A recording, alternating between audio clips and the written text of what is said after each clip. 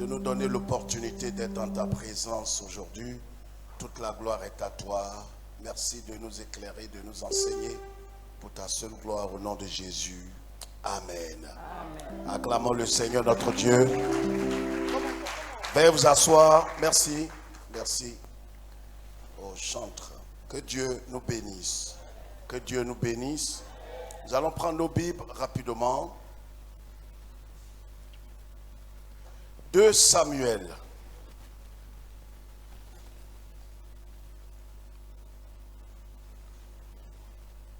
De Samuel chapitre 15, le verset 30 jusqu'au verset 32.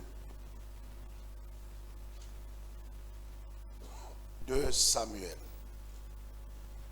Amen.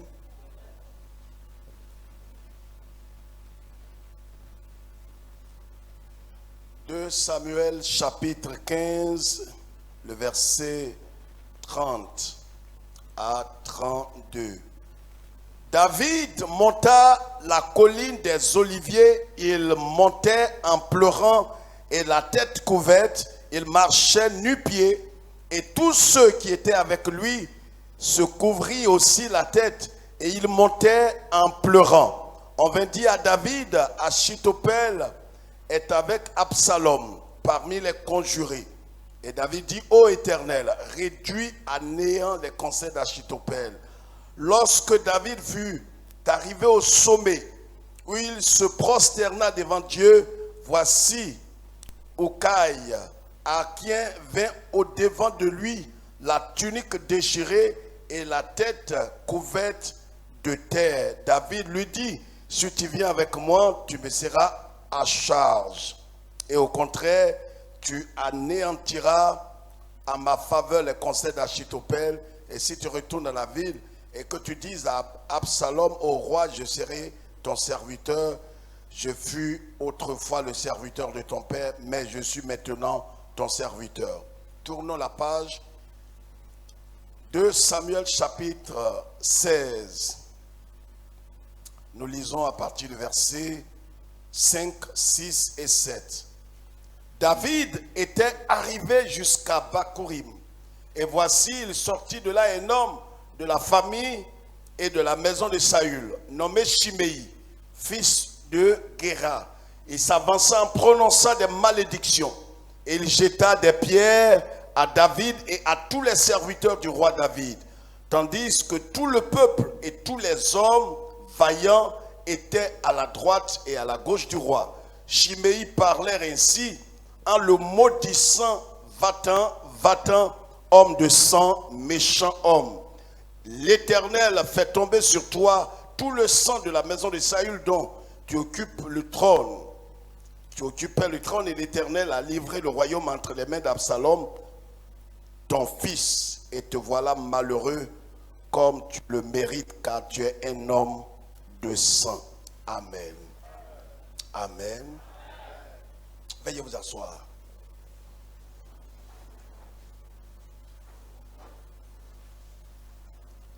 Voici une parole qui doit nous amener à réfléchir, bien-aimés frères et sœurs. L'histoire de David, nous revenons encore et encore.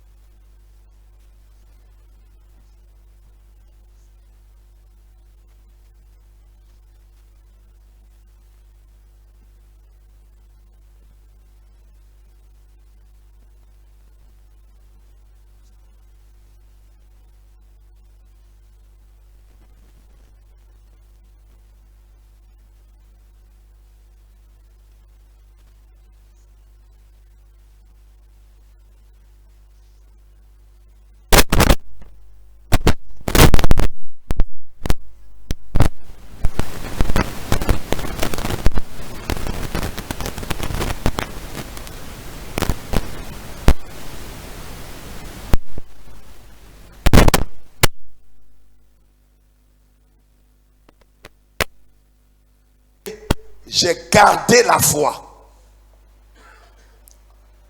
Si un homme combat le bon combat, il ne garde pas la foi et il n'achève pas la course, c'est comme s'il n'avait absolument pas existé même. Il y a quelque chose que nous devons tous comprendre. Le Christ, le Messie, celui qu'on appelle le Messia, est passé par là.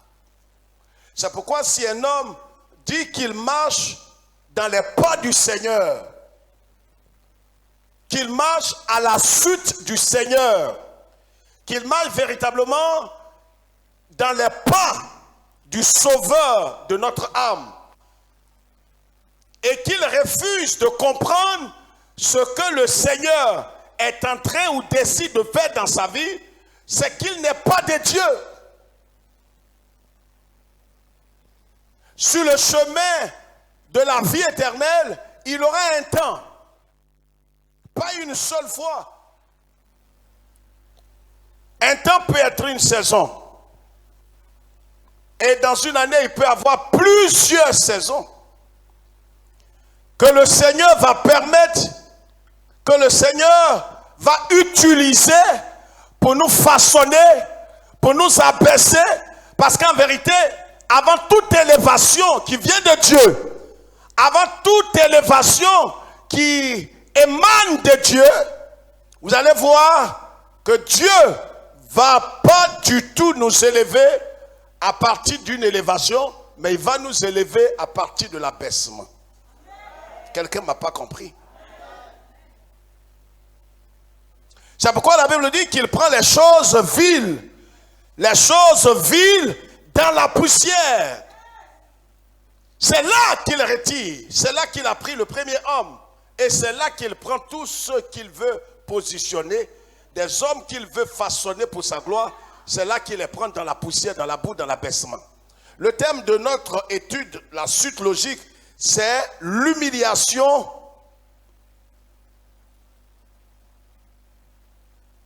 qui est une véritable trajectoire pour des élus de Dieu.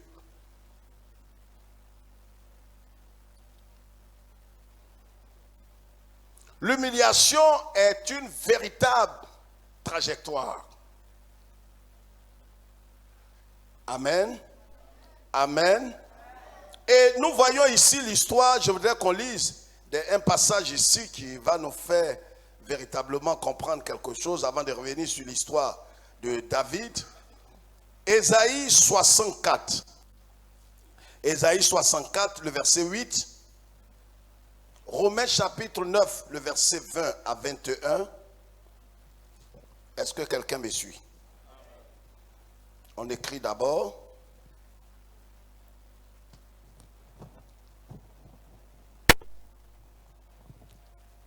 Oui, tu peux lire les deux passages.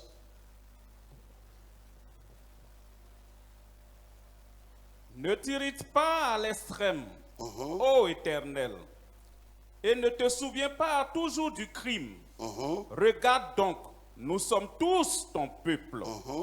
Tes villes saintes sont un désert, Sion est un désert, Jérusalem une solitude. Notre maison sainte et glorieuse. Ésaïe 64, hein? Oui. Le verset 8 et 9. Oui. Ne t'irrite pas à l'extrême, ô Éternel. Oui. Et ne te souviens pas toujours du crime. Le verset 8 d'abord, le verset 8, pasteur. On va reprendre. Ne t'irrite pas à l'extrême. Le verset 8. Verset 7 alors. D'accord, allons-y. Cependant, ô Éternel, tu es notre Père. Nous sommes l'argile. Ok. Voyez, dans d'autres versions, c'est pourquoi il faut faire très attention. Dans d'autres versions, c'est le verset 8. Dans d'autres versions, c'est le verset 7. Donc le psaume, le Ésaïe 64, le verset 7 pour d'autres versions. Et puis le verset 8 dans d'autres versions. Donc nous ici, nous lisons à partir du verset 7. Écoutez très bien. Cependant, ô Éternel, tu es notre Père. Tu es notre Père. Nous sommes l'argile. Nous sommes, voilà ce que dit Israël. Qu'un homme veut véritablement être entre les mains du Seigneur, ce qu'il veut que Dieu fasse dans sa vie, lève la tête. Sa confession doit être: Seigneur, je ne suis rien d'autre qu'une boule d'argile entre tes mains. Est-ce que quelqu'un me suit? Non, laisse ton voisin répondre. Est-ce que quelqu'un me comprend? C'est de dire: Seigneur, ne dis pas au Seigneur ce que toi tu veux être, Mais laisse le Seigneur décider de la forme qu'il veut te donner. Parce que lui, il sait ce qui est nécessaire à ta vie. Il sait ce qui est important à ta vie. Il sait ce que véritablement tu es appelé à accomplir sur cette terre. Donc lui, il y a une forme qu'il a arrêtée de son propre chef qu'il doit te donner. Mais il ne peut pas te donner cette forme-là sans passer par la vallée de l'humiliation. Est-ce que quelqu'un me suit? C'est pourquoi, regardez, tous ces hommes qui ont achevé la course, ces conquérants, ces héros dont on parle dans le livre de Hébreux au chapitre 11, et tous sont passés par l'humiliation. L'humiliation, aucun être humain avec une intelligence ne peut accepter cela. L'humiliation t'amène à te considérer comme moins que rien. Écoute-moi très bien. L'humiliation t'amène à te voir comme un homme, un sous-homme. Va amener des regards indiscrets à te considérer comme quelqu'un qui n'a pas de valeur. Quelqu'un qui est tombé plus bas. C'est-à-dire, l'humiliation quand Dieu est en train de te faire passer par la vallée, où lui, Dieu, il va avoir la main sur toi pour te façonner, pour te briser, pour t'abaisser. Parce qu'en vérité, il ne peut pas te donner une forme adéquate sans te faire passer par cette vallée. Il n'y a pas d'autre issue.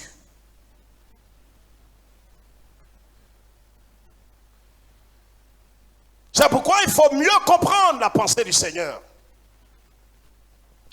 Dans tous les domaines de la vie, que ce soit pour le mariage, que ce soit pour la vie, que ce soit pour le travail, dans tous les domaines de la vie, le Seigneur va te faire passer par cette vallée de l'abaissement. Regardez ici, regarde mon doigt. Quand le Fils de Dieu, quand Dieu voulait venir sur terre, il fallait qu'il se prive de toutes ses gloires. Lui qui est le Dieu créateur du ciel et de la terre, il va naître dans une crèche. Écoute-moi très bien. Il va naître dans une crèche. Il va être méprisé de tous les hommes. On va le lire tout à l'heure dans Isaïe 53.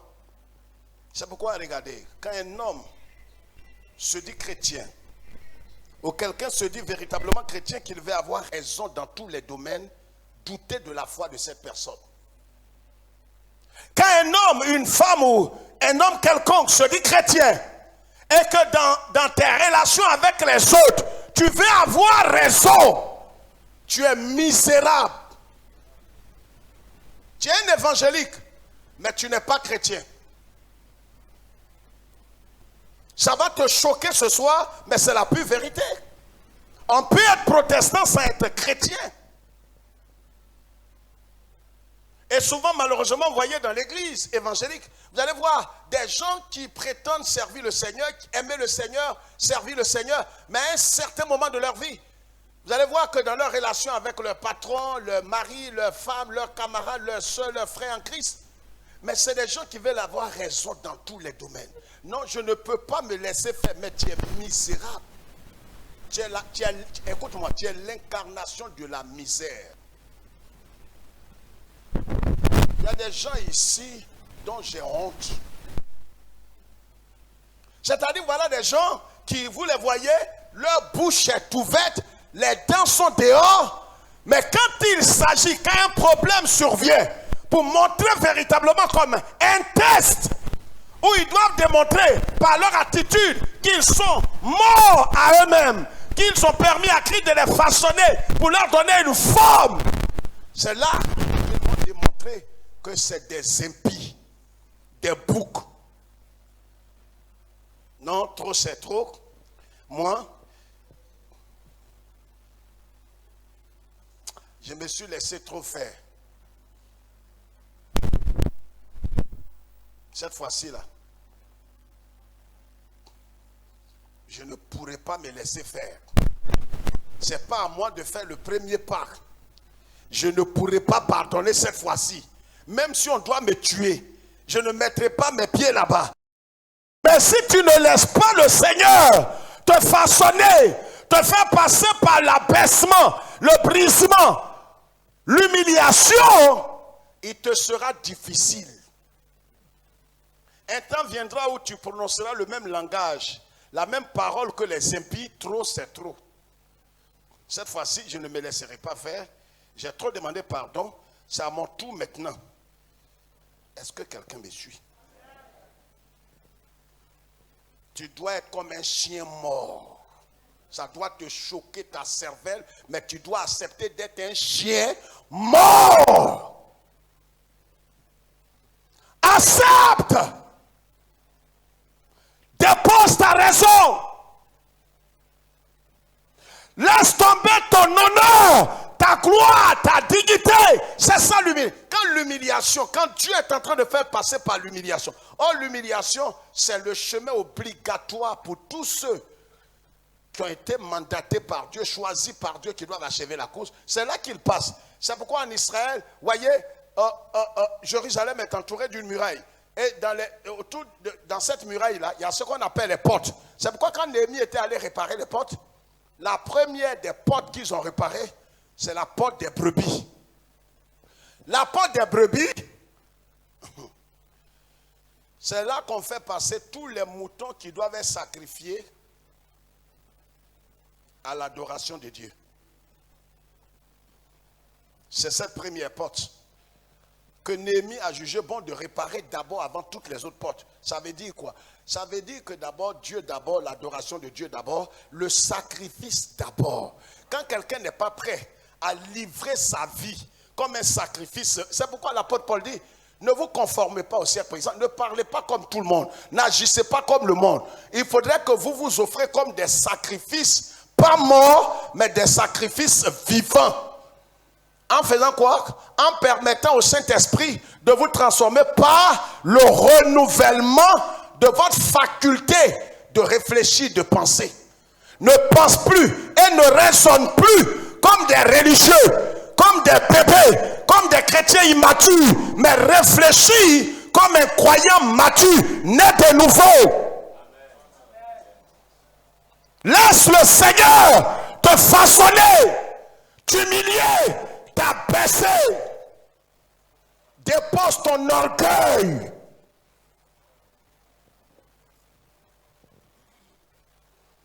Il n'y a pas d'avenir pour des orgueilleux et pour ceux qui ne se laissent pas. Vous savez, Dieu ne peut rien faire dans ta vie sans ton consentement, sans ton avis. Dieu n'est pas un dictateur. Donc, il veut. C'est pourquoi, regardez, là, dans Apocalypse chapitre 3, la Bible dit, le Seigneur dit, je me tiens à la porte et je frappe. Si quelqu'un dans la maison entend ma voix et ouvre la porte, et pourtant lui, il a la capacité de briser la porte, mais il ne le fera pas. Il ne va pas te contraindre. Il te laissera. C'est à toi de faire le choix aujourd'hui. Si tu veux te laisser entre les mains du Seigneur et dire, Seigneur, je suis l'argile entre tes mains. Façonne-moi, Seigneur. J'ai raison sur toute la ligne, mais j'irai vers mon frère, j'irai vers mon patron, j'irai vers ma soeur pour aller lui demander pardon. L'humiliation, c'est cette trajectoire qui amène au sommet. Tu n'arriveras pas. C'est pas dans les. Regarde, c'est pas l'onction qui conduit au sommet.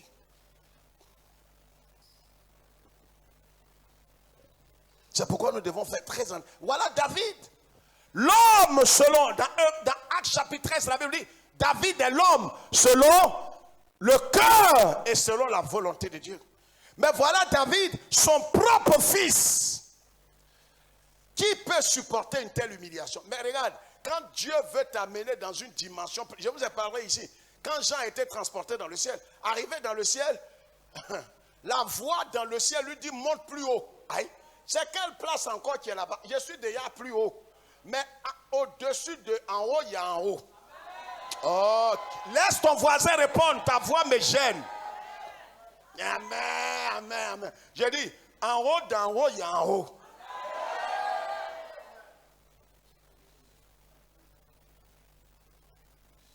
Je prie qu'on n'échange pas ce qui est vivant en toi et ce qui est mort. Non, tu ne m'as pas compris. Il y a un temps, c'est une dimension où on échange ce qui... Écoute, quelqu'un, si tu ne fais pas attention, le monde spirituel va te livrer quelque chose qui est déjà mort. C'est-à-dire là où tu es, ton mariage peut mourir, mais tu ne le sais pas. Ta santé peut mourir, tes finances peuvent mourir. Mais ce qui est mort là, ce n'est pas à toi. Pour toi, est vivant. Mais si tu ne laisses pas le Seigneur faire quelque chose dans ta vie, on va te livrer ce qui est mort en échange de ce qui est vivant. Je parle. Les deux femmes qui étaient couchées, les deux prostituées qui sont venues devant Salomon, c'est pendant qu'elles dormaient. Celle qui avait le bébé vivant dormait. Parce que celui qui n'a plus d'avenir, il est éveillé. Je parle. C'est celui qui n'a plus. Regardez les impies, les sorciers, les femmes, ils sont réveillés. C'est les chrétiens qui dorment. Pendant que celle qui avait son bébé vivant dormait, celle qui avait son bébé mort, elle sait qu'elle n'a plus d'avenir. Donc elle ne dort plus. Quand quelqu'un n'a plus d'avenir, il ne dort plus. Pendant ce temps, toi qui as été choisi, tu es en train de somnoler dans l'orgueil, dans le manque de renoncement. Pourquoi ne pas livrer ta vie? Pendant qu'elle dormait, c'est là que l'autre femme a échangé le bébé. Si tu dors, tu perdras. David, son propre fils, Absalom, il poursuit David. Et Dieu qui a choisi David, il voit David, l'homme selon son cœur. My goodness. L'Éternel verra tes ennemis parce qu'il va les utiliser pour t'apaiser. Il va utiliser des gens qui étaient considérés comme des amis. Il va endurcir leur cœur. À quelques heures de la gloire et de ton élévation, il va endurcir, il va mélanger. Tu ne comprendras pas. Mais Dieu veut que tu comprennes que s'il y a... Tu dis, c'est mon frère, je le connais. Tu ne savais pas. Tu ne le connais pas. Celle que tu appelles ma soeur, que je la connais, tu ne la connais pas. Tu ne connais qu'une partie de sa vie qu'elle veut que tu saches. C'est pourquoi aujourd'hui tu dis, je n'étais pas connu. Je ne savais pas que tu étais méchant comme ça. Tu étais méchant comme ça. Donc, c'est comme ça que tu étais. Mais c'est toi qui es malade. Dieu t'a dit, ne me prends pas ta confiance là pour mettre ça dans l'homme. Mais comme ça n'allait pas chez toi, tu croyais que Dieu jouait. Mais il fallait que l'homme te brise, te trahisse pour que tu cours vers Dieu. Est-ce que quelqu'un me comprend ce soir? L'humiliation, c'est la trajectoire des élus. Aucun élu ne passe en dehors de ça. Si tu es destiné à l'élévation divine, tu passeras par là. Quand tu seras en train de passer là, même ceux qui sont autour de toi ne pourront pas te vendre même à 25 francs. Parce que tu n'as aucune valeur. Tu n'as plus de valeur à leurs yeux. Tu es moins que rien. Tu n'as pas de on n'a plus de considération. Est-ce que quelqu'un me suit? Son propre fils, Absalom, c'est lui qui pourchasse David. Et David fuit. Et pourtant, David a près de 600 000 personnes pratiquement avec lui. Il a un chef d'état-major. Il peut tuer son fils. Mais Dieu n'a pas permis. Il y a des situations qui vont tomber sur toi. Ce n'est pas parce que Dieu ne peut pas te donner la solution. Mais Dieu permet la situation pour que tu sois vidé de toi-même.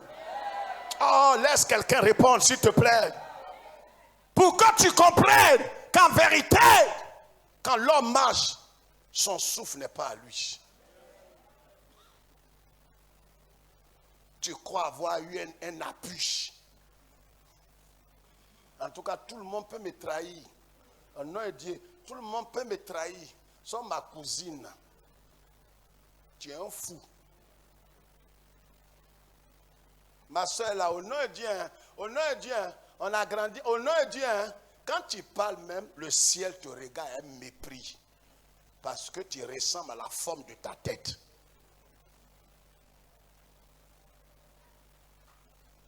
Dieu il permettra l'abaissement. Cette humiliation aura lieu. Il ne faut pas dire je refuse ton petit doigt, je refuse. Ça aura lieu. Parce que c'est là, c'est un chemin obligatoire. David fuit. Il fuit devant son propre fils. Et c'est Dieu qui a permis ça. Et comme il n'y a jamais 203, pendant qu'il fuyait, son fils et tous ces gens qui étaient... Écoute-moi, regarde l'humiliation que Dieu choisit. Je te montre un peu ici l'aspect et le cas de David, un homme par excellence, qui louait Dieu, qui chantait Dieu. Regarde, tu diras certainement, mais pasteur, je sais le Seigneur. C'est-à-dire, je réjouis le cœur de Dieu. Ce que je fais là honore Dieu. Dieu même sait ça.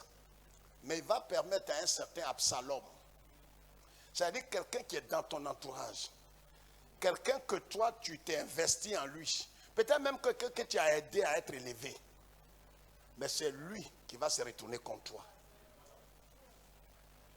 Quelqu'un que tu as fait, quelqu'un en qui tu avais vraiment confiance, mais tu es surpris que c'est celui que tu ne pouvais pas imaginer quelque chose de négatif, c'est de lui que viennent toutes les mauvaises paroles. Est-ce que je parle à quelqu'un? Tu pouvais dire que non, le malheur pouvait venir de quelque part, mais pas de ce frère, de cette soeur, de mon frère, de mon oncle. Mais tu es surpris que c'est de lui que viennent les choses. Dieu est en train de te dire que l'heure est arrivée. Comme il veut t'élever dans une dimension plus élevée. Tu as été élevé une première fois. Mais écoute, quand tu es à l'école, et quand tu pars d'une classe à une autre classe, mais ce n'est pas fini. On était au CP1, on est allé au CP2. Et CP2, CE1, CE1, CE2. Hein? Les plus brillants, les cerveaux, ils ont sauté les classes. Pendant ce temps, nous, on est encore dans la même classe. Mais nous, on va à notre rythme. Et puis tu arrives au CM2, puis tu passes l'examen, puis tu vas au collège. Tu es surpris que tu vas surdoyer les gens, faire tout, les gens diront non, ça ne marche pas. On a fait ça l'an passé. Il y a 3 mois, j'ai fait ça pour quelqu'un. Mais à ton tour, je ne peux plus rien faire. Non, ça, ce n'était pas un problème pour moi. Il n'y a même pas 2 semaines, j'ai fait ça. J'ai fait ce papier-là pour quelqu'un. Mais je ne sais pas, pourquoi tu n'es pas venu plus tôt? Toi-même, tu es là, tu te regardes, tu te demandes où tu vas aller. Pendant que David court, son fils le poursuit. Il court avec tous ses soldats et son chef d'état-major et tous ses ministres. Dieu le voit comme ça. Regarde, il y a des situations où tu as l'impression que Dieu ne te voit pas. Dieu même pendant que tu cours, il court avec toi. Je peux parler? Est-ce que vous avez vu dans, comment on appelle ça, les matchs de football là? Vous avez vu les matchs? L'arbitre là, il court bien, il ne court pas. Ah!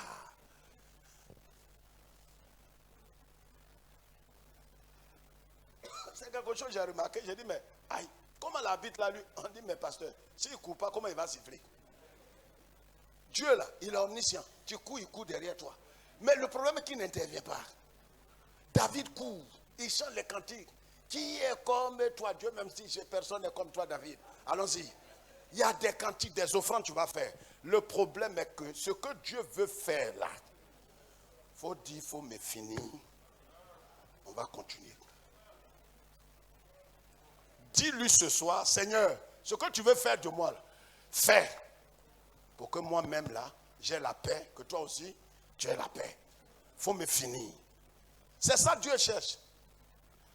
Plus tu cours là, regardez, quand quelqu'un commet un crime et qu'il va se rendre à la police, il dit non, c'est moi, il a tué quelqu'un.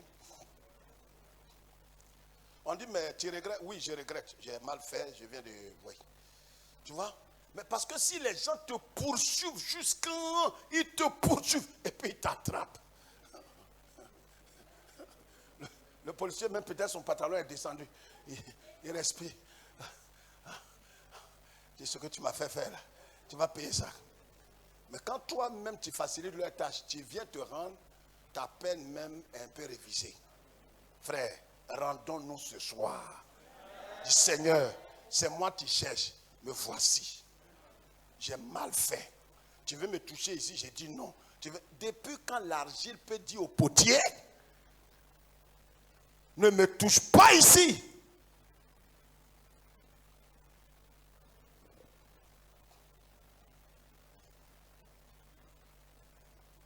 Si vous allez voyager, que vous allez dans certains pays, la sous-région ici, que vous voulez manger du foutou, ne les regardez pas piler le foutou.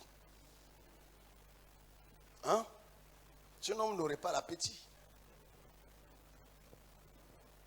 Je suis allé en mission quelque part. Je suis sorti de l'hôtel. J'ai dit non, je vais manger un peu de choses autour. On m'a dit, pasteur, tu veux manger africain? J'ai dit oui. Tu veux manger africain quoi? Foutou? Ouais, bon, ben. On est allé dans un coin. Quand j'ai vu les gens piler foutou là, je leur ai dit, je reviens. Parce que c'est non là qui envoie par là. Je suis parti. Il n'est plus mis pied là encore. Foutou là, c'est un mortier profond. Et c'est les garçons qui pilent. Mais foutou, même façon, ils font sortir le foutou. Et ils le reprennent dedans. Autour, leur sueur, comme ça. Monsieur, ne vous pressez pas, on va finir ça tout de suite. On va piler ça. Autour. Qui t'a dit ça? Frère, c'est là que Dieu va te faire passer. Des choses que toi tu prenais de façon cirée, c'est dans une tasse, tu vas boire l'eau dans ta main. Toi qui n'as jamais ramassé quelque chose pour manger, tu seras surpris de te voir en train de manger quelque chose. Parce que Dieu va t'amener dans une humiliation telle. Jusqu'à ce que tu saches qu'en vérité, tu n'es rien et tu ne seras rien en dehors de celui qui est le Verbe. David, il court devant Absalom. Il a grimpé une montagne. Quand il est redescendu au chapitre 5, la Bible dit, regarde, les problèmes vont se suivre comme ça dans ta vie.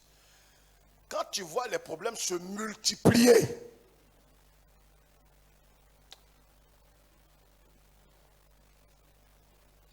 dis-toi que tu es arrivé.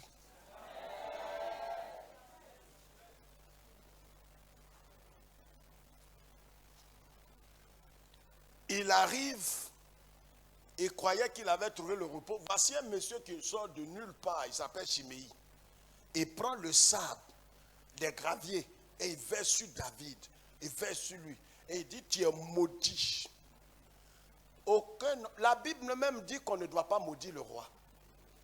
En Israël, selon la loi hébraïque, on ne maudit pas le roi ni le sacrificateur. Il dit, toi, je viole tout aujourd'hui. À compter de cet instant, je te maudis. David, c'est les autres qui ont peur de toi. Moi, je n'ai pas peur de toi. Je te maudis par les dieux. Tu vois, tu as occupé. Regardez ce qu'il dit. Regarde, ce que je suis en train de te dire, tu ne comprendras pas.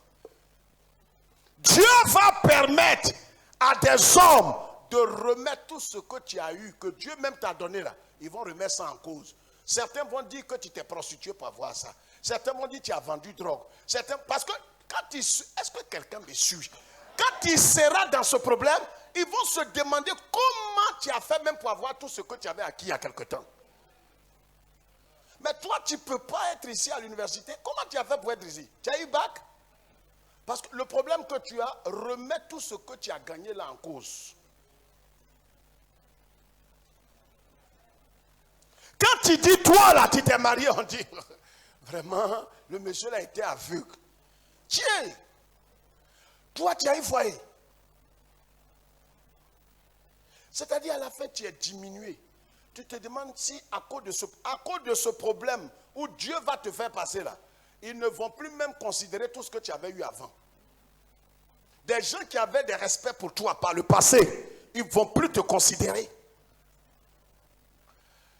Chiméi, il vient, il dit à David, moi ça m'étonne que tu sois roi. Tu as volé la place de Saül. Et pourtant, c'est Dieu qui a rejeté Saül. Oh, Dieu est là, Dieu ne parle pas. C'est-à-dire, les gens vont t'accuser de certaines choses. Est-ce que quelqu'un comprend? Des accusations stériles, des mensonges seront formulés sur toi. Personne ne viendra te dire ça. À la fin, ceux qui sont autour de toi se demandent, ils te diront, mais faut démentir ça, dis que c'est faux. Mais c'est ta parole contre leur parole. Il dit à David, tu as pris la place de Saül, tu es un voleur. Et pourtant, David n'a pas pris sa place. C'est Dieu qui a établi. Regarde, tout ce que Dieu t'a donné là, ils vont douter de tout. Même dans le service de Dieu, tu vas parler en langue, on dit c'est un faux parler en langue. Tu prophétises, on dit tu es un faux prophète. Parce que là, tu es en train de traverser la vallée des élus. Oh, ça me fait mal. Le propriétaire de la parole n'est pas là. Tu traverses. C'est pourquoi de tous les hommes de Dieu, aucun n'a dit quand je marche dans la vallée de l'homme de la mort. Aucun. David était arrivé à une dimension. Vous savez, quand tu veux avoir une couronne plus élevée que toutes les couronnes que tes prédécesseurs ont eues, mais c'est que tu vas faire le test qu'aucun n'a fait. Quand on dit David est devenu l'homme selon le cœur de Dieu, on ne comprend pas, on croit que c'est de se nommer David. Appelez-moi David maintenant, le King David. Toi, c'est folie qui vient sur toi. Est-ce que tu connais le chemin où Dieu a attrapé la main de David pour le faire passer? Quand tu vas passer par là,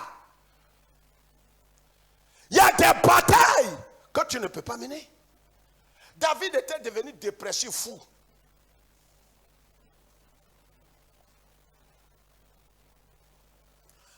Avant que lui-même ne soit humilié, il avait envoyé des messagers, des soldats. Allez voir un homme il s'appelait Hanoun. Il avait perdu son papa. Il a envoyé.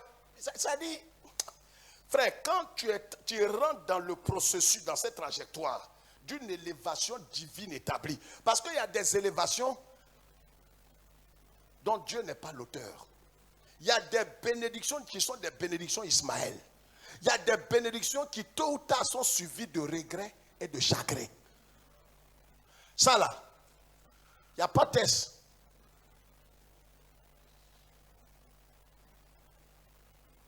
Il y a des gens, vous êtes rentrés ensemble comme ça. Il n'a rien payé. Or, on paye. Il ne sait pas que c'est maintenant qu'il va payer. David a envoyé ses soldats-là aller dire Yacoub à ce monsieur.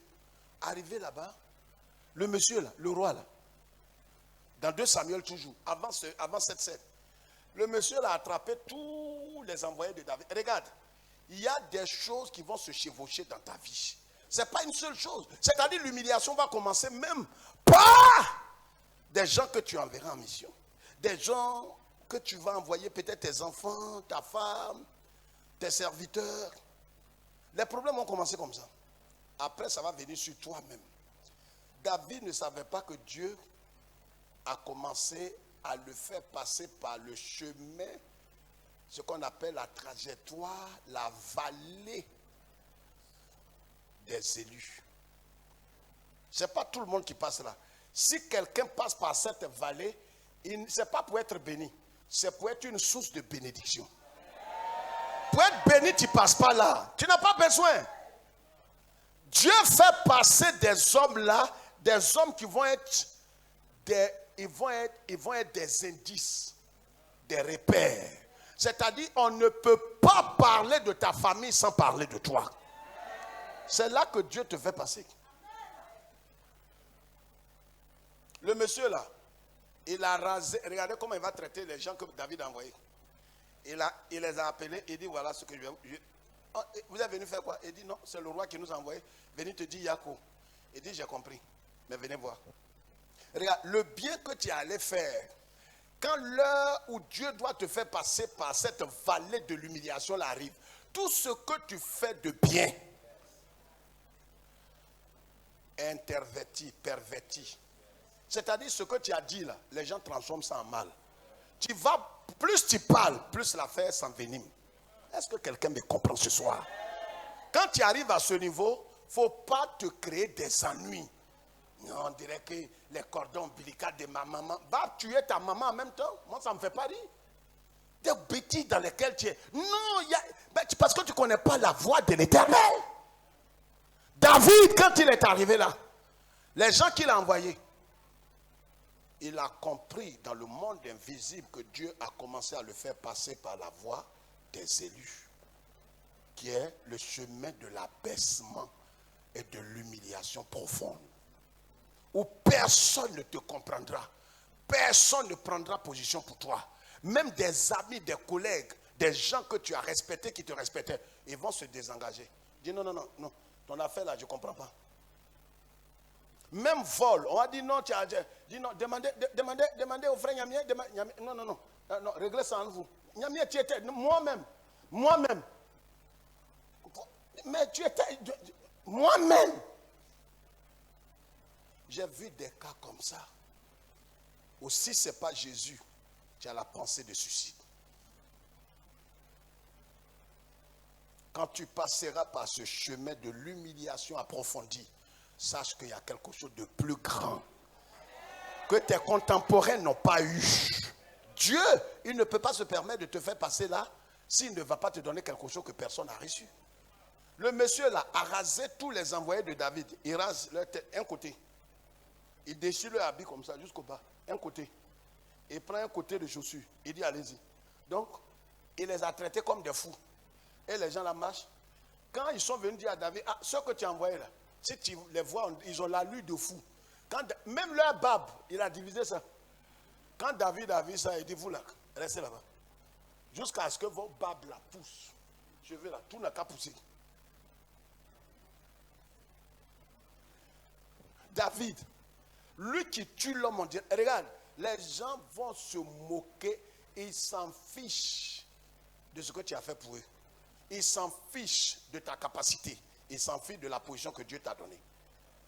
Mais parce que l'heure de Dieu a sonné, ça ne vient pas d'eux-mêmes. Eux-mêmes ne savent pas ce qu'ils sont en train de faire. Ils sont mandatés par Dieu pour te faire passer par cette trajectoire de l'humiliation profonde. Parce qu'en vérité, tu as dépassé l'étape. Tu as été déjà élevé. Mais là, tu montes maintenant plus haut. Des enfants qui vont t'insulter, il faut accepter. Shimei a insulté David. Il a traité de chien pourri, chien mort. Tu n'es rien. Tu vas devenir quoi? Tu as volé la place que tu as. Oh, tu vas me dire quoi? Toi, devant tout le monde, peut-être c'est dans une cour commune. Et puis tu humilies publiquement. Ou bien tu es à l'immeuble. Et puis il parle. Quel bon pasteur. Fous-moi le camp. Tu es pasteur où? Tu es pasteur où? Toi, tu te dis chrétienne. Mon œil. Tout comme toi. Toi-même, tu ne sais pas comment tu vas justifier ça. Toi qui es vieille jusqu'à tu t'es marié. Voilà, quelqu'un dit tu es tout. C'est-à-dire là où tu es là, tu as envie de te jeter sur elle. Mais si tu te jettes, tu reprends tout le combat à zéro. Dieu reprend le test. Tu as échoué. David qui tue l'homme comme amusement. Shimei verse sable sur lui. Il dit bâtard, tu es un bâtard. Et puis tu es un voleur. Le poste que tu occupes, ce n'est pas ta place. David le regarde. C'est son chef d'état-major pour dire David. Même si on dit tu as renoncé à ta vie. Shimei est arrivé trop loin. La croix d'accord, mais trop c'est trop. Que Dieu soit ton juge. La croix, trop c'est trop. Dans la croix, il y a trop c'est trop. Au cimetière, tu as vu, il y a bruit là-bas. Il y a bruit au cimetière. Et pourquoi le bruit là, ça vient de qui? Tais-toi! Jette-toi entre ses mains comme l'argile. Finis-moi.